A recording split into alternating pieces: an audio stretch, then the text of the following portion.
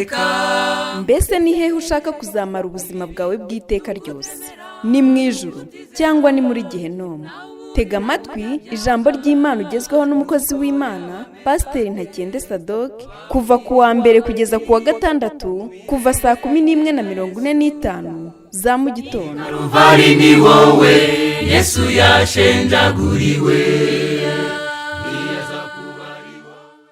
Twavuze ku kuntu umuntu akizwa, tuvuga ku bantu bagiye bakizwa, ubutumwa Yesu yagiye abwiriza. Uyu munsi ndifuza ko tuvuga no kuri Gehinomu. Gehinomu ni ikintu Yesu yavuzeho kandi akivugaho cyane. Yemwerekana n'ababwire ngo Yesu yavuze ko hariho inzira ebyiri. Hariho inzira ngari, hakaba n'inzira ifunganye. Inzira ngari ni inzira iganisha abantu mu kurimbuka, abayinyuramo ni benshi. Inzira ifunganye ni inzira igana mu bugingo, ijya mu ijuru, abayinyuramo ni bake. Ari nayo mpamvu nk'uko twagiye tubibona, hari abo Yesu yagiye avuga yuko bashushanwa n'abanyabwenge, hakaba abandi Yesu yagiye avuga ko bashushanwa n'abapfapfa. Ndagira ngo turebe ku ngingo ikomeye Yesu yavuzeho yitwa Gehinomu. Niba hariho ijuru koko, twari dukwiye kwizera ko na Gehinomu ihari. Ndavuga ku banzi b'Imana, Satani n'abadayimoni be, ndetse n'abantu bose banze kwizera icyo twigishije, icyo intumwa zigishije, icyo Yesu Kristo we ubwe yigishije, ndetse n'Imana Data yavuze inshuro nyinshi mu kanwa k'abahanuzi. Imana yacu dufashe, kandi Imana yacu iguhe gusobanukirwa neza, kuko iyi ni ingingo ntekereza ko uyisobanukiwe yahindura uburyo witwara. Gehinomu ni ikintu Yesu yavuzeho inshuro nyinshi kuruta uko yavuze ijuru. Nawe tekereza kuri icyo kintu, ikintu Yesu yibanzeho kurusha ijuru, kandi yari yaje aje kutuyobora inzira ijya mu ijuru. Luka igice cya 12 umurongo waho wa 5. Luka igice cya 12 umurongo waho wa 5. Ahubwo ndabereka uwo mukwiriye gutinya. Mutinye umara kwica umuntu agashobora kumujugunya muri Gehinomu. Mutinye umara kwica umuntu agashobora kumujugunya muri Gehinomu. Ni koko ndababwira aba ari we mutinya. Hano amagambo yavuye mu kanwa ka Yesu. Reka turebe nanone Matayo igice cya 10 umurongo waho wa 28. Matayo igice cya 10 umurongo waho wa 28. Bibiliya irambwira ngo, kandi ntimuzatinye abica umubiri badashobora kwica ubugingo, ahubwo mutinye ushobora kurimbura ubugingo n'umubiri muri Gehinomu. Aya magambo nayo yavuye mu kanwa k'umwami Yesu Kristo, kandi yari arimo aburira abantu ku bijyanye na Gehinomu. Dukwiriye gutinya Gehinomu, kuko Gehinomu nk'uko tugiye kubibona, yaba ari wowe ubwawe cyangwa se uwo wanakwita umwanzi wawe, ntiwamwifuriza kujya muri Gehinomu. Gehinomu ni habi cyane. Yesu yavuze kuri Gehinomu inshuro nyinshi cyane muri Bibiliya. Urebye muri Matayo igice cya 5 umurongo wa 22, ndagira ngo tuharebe. Bibiliya irambwira ngo, ariko jyeweho ndababwira yuko umuntu wese urakarira mwene se akwiriye guhanwa n'abacamanza. Uzatuka mwene se ati wampumyi we akwiriye guhanirwa mu rukiko. Uzabwira mwene se ati wagicucu we akwiriye gushyirwa mu muriro w'Igehinomu. 29 Bibiliya ikavuga ngo, ijisho ryawe ry'iburyo nirigushuka rikakugusha, urinogora urite kure. Ibyiza nuko wapfa ijisho rimwe biruta ko umubiri wawe wose wajugunwa muri Gehinomu. Ahangaha icyo Yesu ari kuvuga ntabwo ari mu buryo bufatika bw'umubiri, ko niba urebye wenda nk'uko Bibiliya bivuga, niba umugabo arebye umugore akamwifuza ubwo amaze gusambana nawe, kandi icyo ni icyaha. Ntabwo bivuze ngo ubwo bigenze gutyo reka ntiri icyuma cyangwa nyigure mpite ndishikuzamo ndijugunye. Ahubwo icyo bishaka kuvuga ni iki: Gehinomu ni ahantu habi cyane, hateye ubwoba, ku buryo ibyiza ari uko wowe ubwawe wakata ingingo zimwe zo ku mubiri wawe uzikatiye ukazijugunya. Nibyo byoroshye kuruta ko wajya kubabazwa n'umuriro w'Igehinomu. Yesu rero aravuga ngo ijisho ryawe ry'iburyo niri gushuka rikakugusha, urinogora urite kure. Ibyiza ni uko wapfa ijisho rimwe biruta ko umubiri wawe wose wajugunywa muri Gehinomu. Umurongo wa 30, Yesu yarongera avuga ati, n'ikiganza cyawe cy'iburyo nikikugusha ugite kure. Ibyiza ni uko wabura urugingo rwawe rumwe biruta ko umubiri wawe wose wajugunywa muri Gehinomu. Matayo 18 umurongo waho wa 9, Bibiliya irambwira ngo, cyangwa ijisho ryawe nirikugusha urinogora urite kure. Ibyiza ni uko wakwinjira mu bugingo usigaranye ijisho rimwe gusa biruta ko wajugunywa muri Gehinomu y'umuriro ufite amaso yombi. Ibi byose byavuzwe na Yesu Kristo arimwo aburira abantu abereka ubukana bwa Gehinomu. Nusoma muri Matayo igice cya 23, reka tuhasome umurongo waho wa 15. Yesu ntabwo yari arimwo noneho abwira abantu wenda abo twavuga ngo ni abapagani, cyangwa se reka mvuge abantu batari bakizwa, nibo yari arimwo abwira igihe yavugaga hose. Ariko by'umwihariko noneho arimwo arabwira ba bantu b'abanyamadini b'imbere bakomeye, bakeka ko aribo bakabaye bafata imyanya y'imbere mu bwami bw'ijuru. Aha rero Yesu arabakurira inzira ku murima, kuko Matayo 23 umurongo wa 15, Yesu aravuga ngo yari arimo abwira abafarisayo n'abanditsi, ababwira ku uburyo uburyarya bwabo ari bubi cyane, ndetse ababwira yuko aho kubwira abantu iby'ijuru nk'uko bari bakwiriye kubikora, bababuza kujyayo. Aribo ntibinjire, n'uwashakaga kwiyinjirira ntibamukundire. Ageze ku murongo wa 15 aravuga ngo, mwebwe banditsi n'abafarisayo mwandyarya mwe, muzabona ishyano, kuko muzererezwa mu nyanja no mu misozi no guhindura umuntu umwe ngo yemere idini yanyu, ariko iyo ahindutse mutuma abaruta inkubwe ebyiri kuba umwana w'Igehinomu. Yari arimo ababwira yuko bo n'inzira bahisemo kunyura, bo n'uburyo batekereza ko bakiranuka, bo n'uburyo batekereza idini yabo, bo n'uburyo batekereza bakwiriye kunyuramo ngo bazagere mu ijuru, yari arimo ababwira yuko bamaze kuyoba kandi barimo kwerekeza muri Gehinomu. Ariko ntibashaka kugenda bonyine, ahubwo bazererezwa mu misozi no mu nyanja no gushaka umuntu, ariko atari kugira ngo bamwereke Kristo, bamwereke inzira nyayo ijya mu ijuru, ahubwo ari kugira ngo bamuhindure abe uwo mu idini yabo. Hanyuma iyo bamugejeje mu idini yabo, ngo abaruta inkubwe ebyiri kuba umwana w'Igehinomu. Ibi birababaje cyane. Yesu yararimo abwira abakabaye bereka abandi inzira, ariko abangaba bakabaye bereka abandi inzira nibo Yesu ari kubwira yuko deja bamaze kuba abana b'Igehinomu, bitewe n'inzira baciyemo, bitewe n'ukuntu batumviye icyo Imana yavuze mu ijambo ryayo. None ntibarekeye aho, ahubwo barimo baragenda bashakisha n'abandi. Uwo bahinduye akemera idini yabo, bamuhindura nawe umwana w'Igehinomu, ariko we ntabwo ari rimwe gusa, ahubwo ni inshuro ebyiri. Umurongo wa 33 yaravuze ngo, mwanzoka mwe, mwabana b'inshiramwe, muzahunga mute iteka ry'Igehinomu.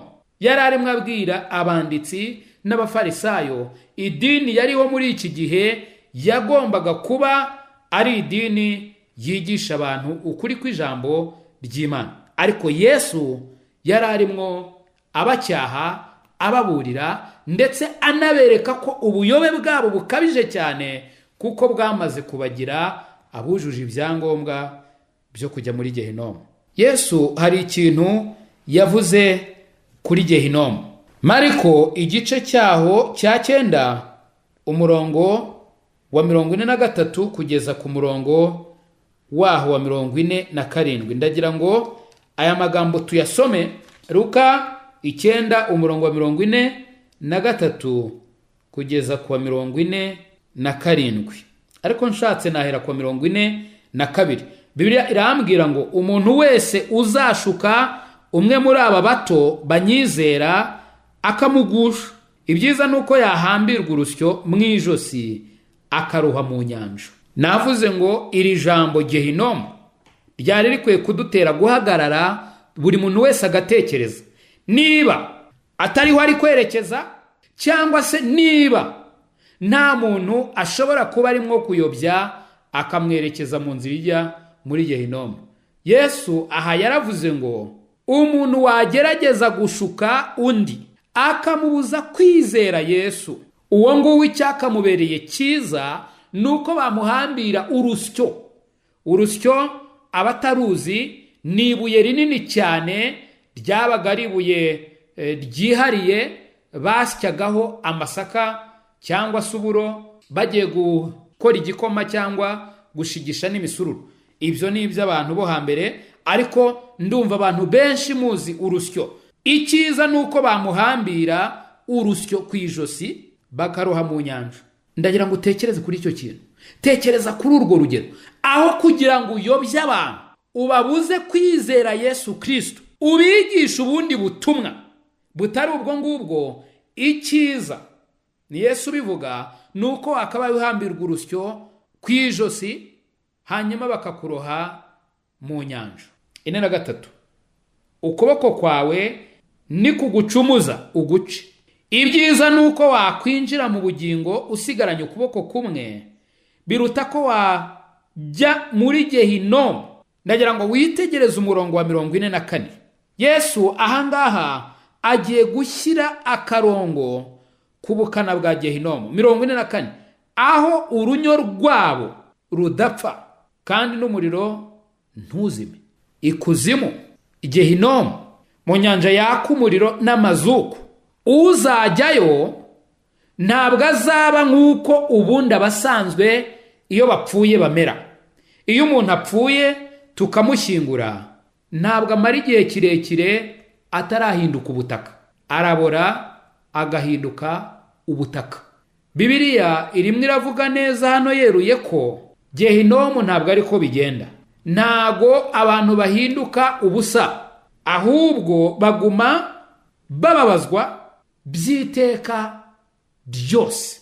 Ni nayo mpamvu wari ukwiriye kwitonda uko ugenda, wari ukwiriye kwitondera inzira urimo, wari ukwiriye kubanza ugatekereza, ese koko ndi mu nzira nyayo Imana ivuga nkwiriye gucamo izanjyana mu ijuru, cyangwa ndi mu nzira ipfuye? Wasanga uri mu nzira ipfuye, nakugira inama yo gusubira inyuma ukajya ku rufatiro nyarwo, kugira ngo ejo utazikanga utagibasha kugira icyo wahindura, kuko urunyo rwaho ntirubora kandi umuriro w'Igehinomu ntuzima. Kubera iki rutabora? Nuko abaho batajya barangira. Kubera iki umuriro utazima? Nuko abanyabyaha ndetse na Satani n'abadayimoni be bazababazwa by'iteka ryose. Ntabwo ari akanya gato. Mu bisanzwe umuntu aramutse ahuye n'ingorane zo guhura n'umuriro, arashya rwose agakongoka ku buryo utamenya ko yari we. Hari naho abantu mu bihugu bimwe na bimwe bashyizeho uburyo bwo gushyingura budasanzwe bumenyerewe natwe Abanyarwanda, kuko bo baratwika. Umuntu baramutwika, akavu kavuyemo kaba ari gakeya cyane ku buryo bagashyira mu gacupa rwose katari kanini, ukagashyira ahantu bikaba birangiye.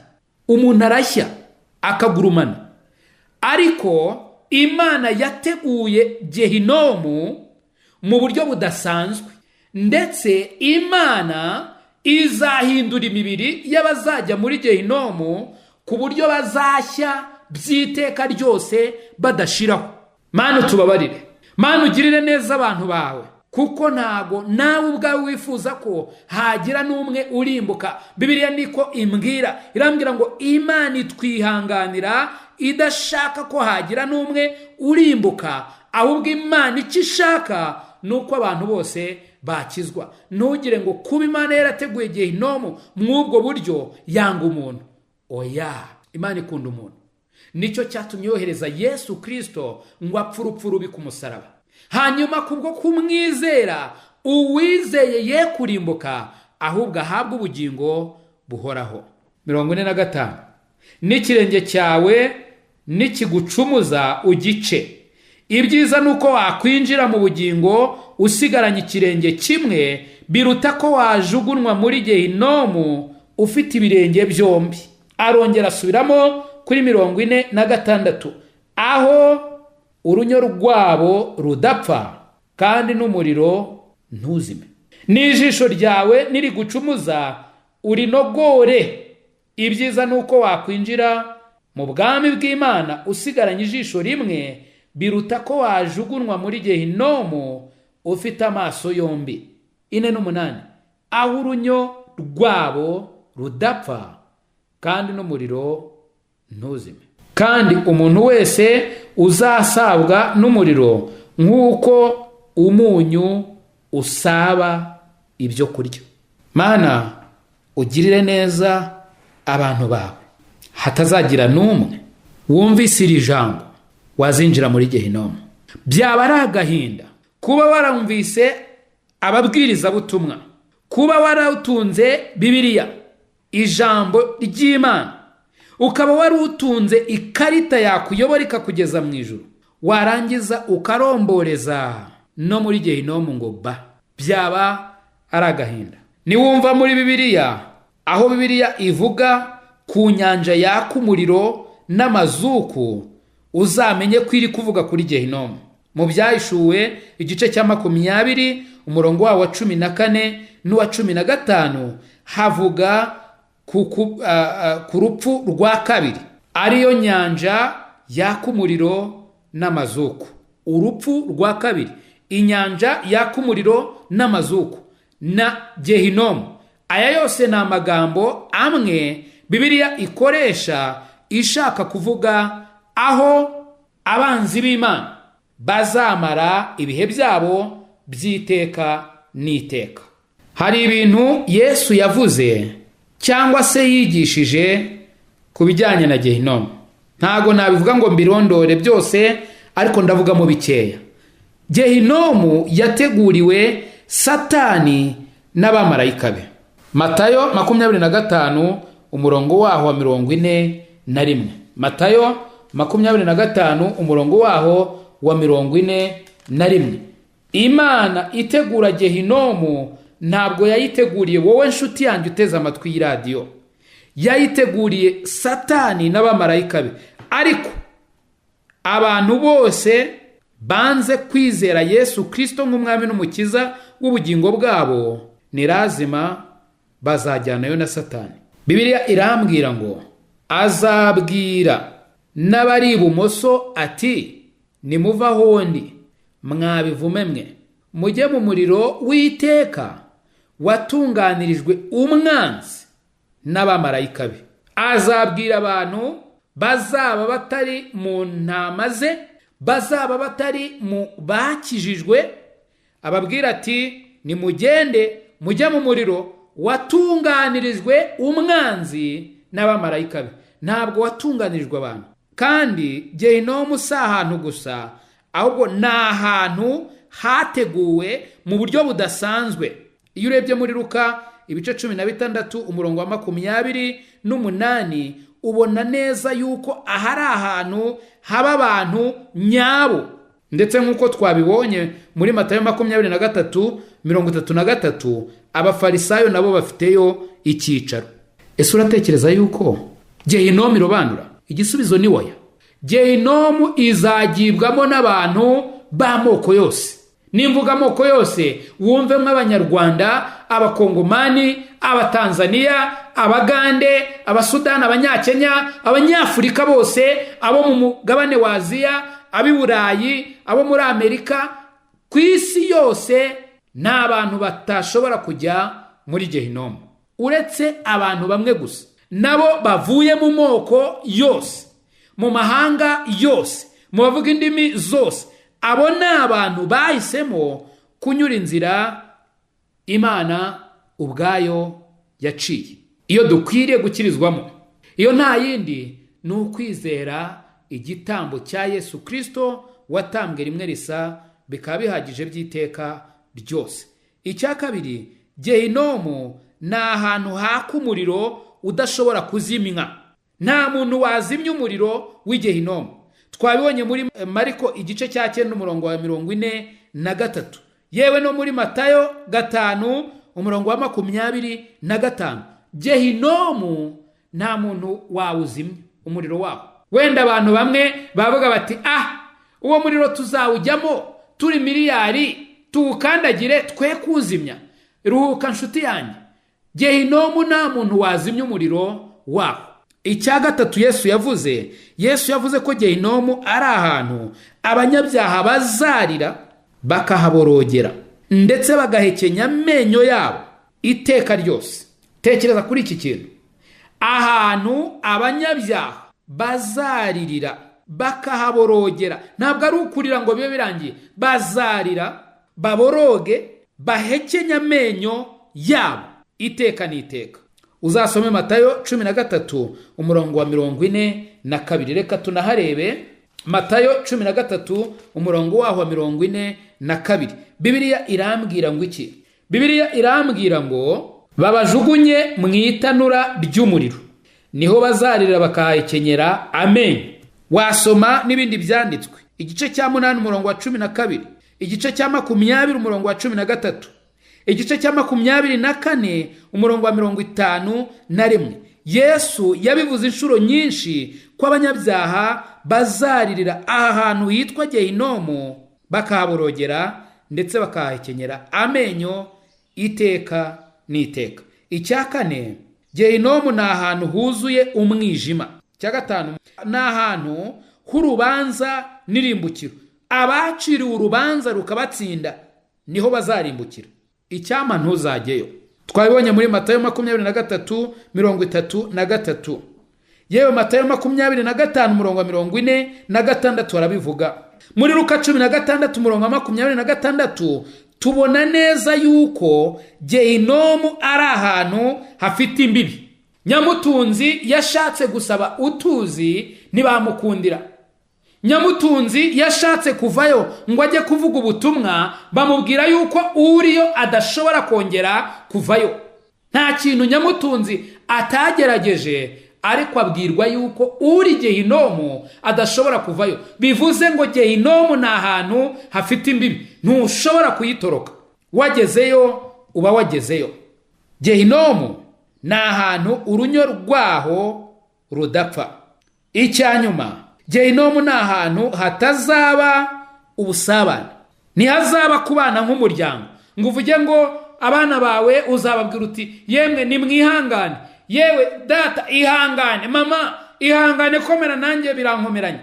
No, buri wese azashya ukwe. Gehinomu ni ahantu hatazaba umudendezo. Ntushobora kwisanzura muri Gehinomu. Muri Gehinomu nta kintu cyitwa kwibagirwa kizabayo. Uzahora wibuka ibibi byose wakoze, yewe n'ibyiza wakoze byose uzabyibuka. Uzibuka n'amahirwe wabonye yo kuba wakwihana, ariko ukanga kwihana. Nta munezero uzaba muri Gehinomu, nta kwizera kuzaba muri Gehinomu. Wakwizera utakwizera muri Gehinomu ntacyo byahindura, upfa kuba wagezeyo biba byarangiye. Icyama ukumva icyo Bibiliya yigisha, icyama ugakora icyo Bibiliya igusaba. Bibiliya ivuga yuko abantu twese uko turi ku isi turi abanyabyaha, kandi ibihembo by'ibyaha byacu ni urupfu, ariko impano y'Imana ni ubugingo buhoraho muri Kristo Yesu umwami wacu. Igihe yapfaga ku musaraba, igihe yahambwaga, igihe yazukaga, byari ku bwawe, byari ku bwanjye. Rero uyu munsi wa none uramutse wizeye Yesu wapfuye ku musaraba, agahambwa, akazuka, ukizera ko icyo gitambo yatambye aricyo cyonyine gishobora kukweza kikagukuraho ibyaha byawe, nawe ukava mu mubare w'abazajya muri Gehinomu ukajya mu mubare w'abera, babandi Imana izahamagara amazina yabo ikabahamagara iwabo bagataha iwabo mu rugo kubana n'Imana ubuziraherezo. Niba uteze amatwi wabwira Imana, wayibwira mu mutima wawe, wayibwira n'ijwi riranguruye, ariko umenye yuko ari hagati yawe n'Imana. Imana yiteguye kukumva kandi Imana yiteguye kukugirira neza. Uku kuri gukwiriye kugushyira ku mavi yawe ugatakambira Imana, ukayibwira uti Imana, ndakwinginze uyu munsi wa none mpa kumenya uko ntazajya muri Gehinomu. Niba kandi waramaze kwizera ukaba ufite ibyiringiro byuzuye mu mutima wawe, nawe wari ukwiriye gushima Imana yuko utazajya muri Gehinomu, ariko uburyo bumwe bwo kuyishima ni uko wagenda ukabwira abandi ibijyanye n'ingorane zibugarije arizo kujya muri Gehinomu, maze ukababwiriza ubutumwa bwiza, ukabasengera, hanyuma Imana igakora umurimo wayo. Mana uri mwiza, ni nayo mpamvu utuburira. Ndakwinginze uduhe kumva imiburo yawe ndetse no kwishyira mu ngiro. I Calvary ni wowe Yesu yashenjaguriwe. Nshuti mukundwa, mbese aho izina ryawe ryanditswe mu gitabo cy'ubugingo? Ese impanda ivuze Yesu agarutse nona, cyangwa uramutse uvuye mu mubiri, wizeye neza 100% ko wajya mu ijuru? Ndakwinginga ngo uyu munsi utekereze ku iherezo ryawe, maze ufate umwanzuro uruta iyindi. Imana iragukunda kandi Yesu aragutegereje. Ngwino, tebuka aguha agakiza, akuruhura umutwaro w'ubwoba, aguha amahoro, umunezero n'ibyiringiro byuzuye byo mu mutima. Ukeneye ubundi bufasha, waduhamagara kuri izi nimero: 0783 00 16 46. Imana iguha umugisha. Kuba ari wowe munyabyaha gusa uhari, ntibyari kubuza Yesu kuza hano kugupfira, ntiwaburira imbabazi.